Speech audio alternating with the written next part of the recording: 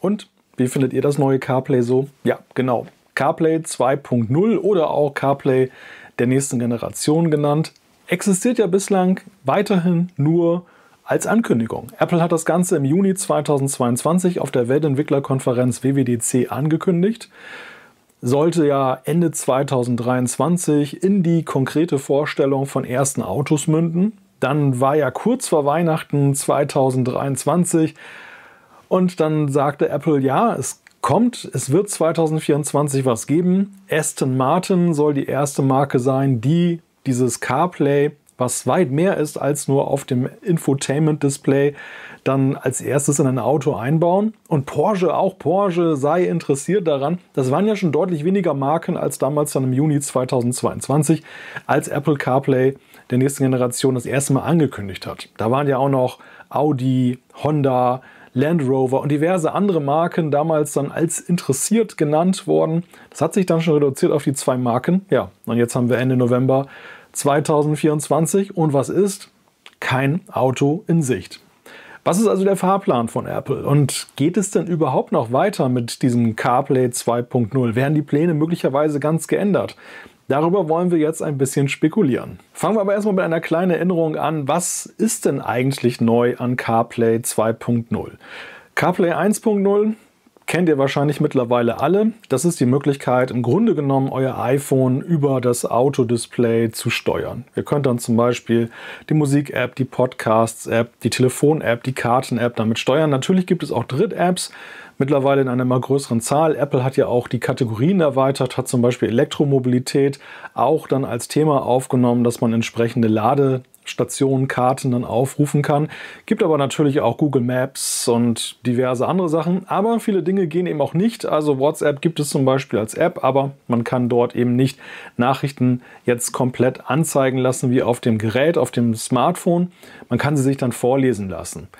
Ja, und jetzt CarPlay der nächsten Generation ändert sich dahingehend oder soll sich dahingehend ändern, dass es Besitz ergreift von allen Monitoren auf dem Auto. Soll sich auf das ganze Cockpit dann erweitern und soll dort dann zum Beispiel auch den Tachometer anzeigen, Drehzahlmesser. Klimaanlage sollte darüber steuern können, das Autoradio, diverse Fahrzeugkontrollen, alle möglichen Einstellungen. Ist auch zum Beispiel die Rede davon, dass Widgets dann auch genutzt werden können. Man kann sich also zum Beispiel seine Wettervorhersage als Widget auf eines dieser Car-Displays dann draufpacken. Klang also ganz toll, als das im Juni 2022 vorgestellt wurde, aber es stellten sich viele Fragen. Und eine war natürlich die, was machen eigentlich Nicht-iPhone-Besitzer mit diesen Autos? Oder was macht man, wenn sein iPhone leer ist? Oder was ist los, wenn jemand das weiterverkauft und es ist ein Android-Besitzer? Also viele, viele Fragen, denn Apple sagt ja relativ früh ganz klar, ein iPhone ist das Gerät, was benötigt wird, um dieses CarPlay zu betreiben. Also die Fahrzeugdaten werden teilweise wegen der Echtzeit, wegen der Latenz in dem Auto verarbeitet und in diese Kontrollen eingeblendet. Aber die Hauptverarbeitung von allem, das Design und so weiter, kommt vom iPhone. Was also tun, wenn man jetzt, wie gesagt, kein iPhone hat? Und was machen die Autohersteller? Wie sollen sie so ein Auto vermarkten?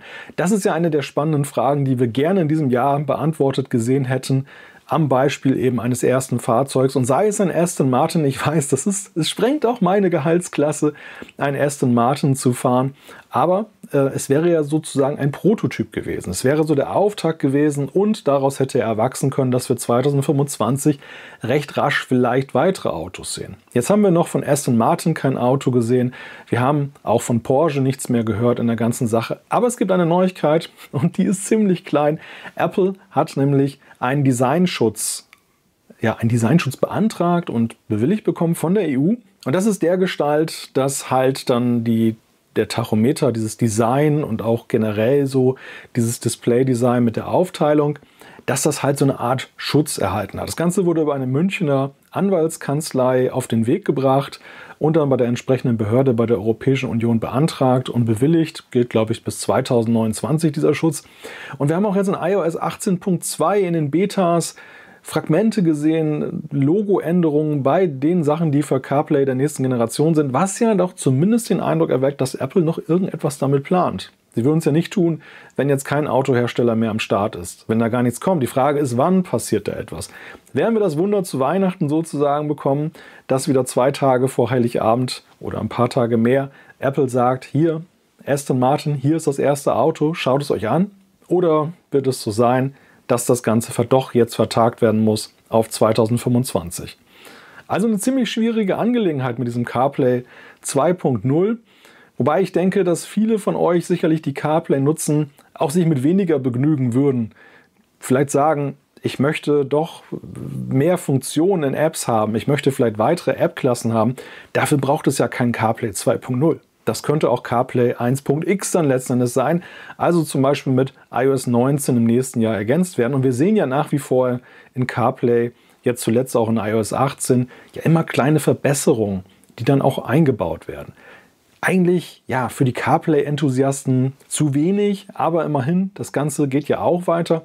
Man darf ja sowieso davon ausgehen, dass das 2 Stränge bleiben, dass also das klassische CarPlay natürlich weiterentwickelt wird, weil es so unglaublich gerne genutzt wird von vielen und Apple dann aber andererseits diese Autostrategie dann weiterverfolgt. Ja, wie seht ihr dieses ganze Thema mit CarPlay 2.0?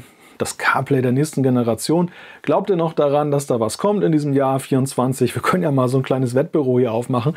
Oder sagt ihr, das wird ein 25-Thema? Oder sagt ihr gar, das wird gar nichts mehr? Es ist viel zu ruhig. Apple wird das Ganze wie AirPower irgendwann abkündigen. Schreibt es gerne in die Kommentare. Gebt gerne ein Like, wenn euch das Video gefallen hat. Und ja, wir sollten auch nochmal über CarPlay, das CarPlay, das ihr alle habt, in nächster Zeit mal berichten und mal einen Blick darauf werfen, ob da vielleicht das ein oder andere Interessante und Neue ist. Wenn euch das interessiert, schreibt es auch gerne in die Kommentare. Und Abo, falls ihr es nicht habt. Ja, vielen Dank für eure Aufmerksamkeit. Bis dann. Tschüss von der Nordsee.